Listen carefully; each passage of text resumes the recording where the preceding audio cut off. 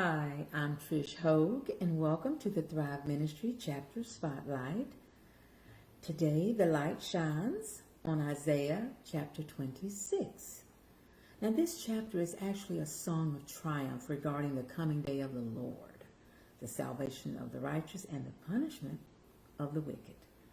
Verse 1 starts with the words, "in that day," which indicate the coming millennium.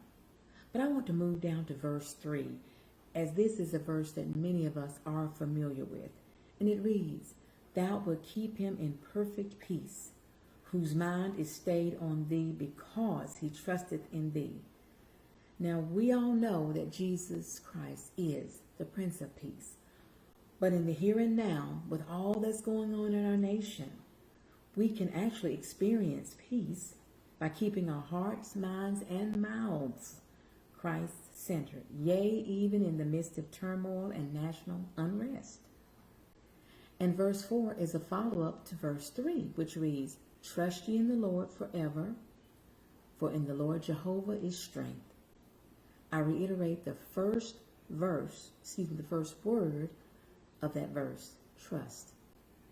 Trust in the Lord. Verses 7 through 9 talks about the way of the righteous, which are those who walk upright before God. Verses 10 and 11 speaks of the way of the wicked, the unrighteous, the unsaved. Verses 19 through 21 deals with the resurrection of the just and punishment of the unjust. In Revelation chapter 12 and chapter 19 is where you will find cross-references for these particular verses of Scripture. But let me say something.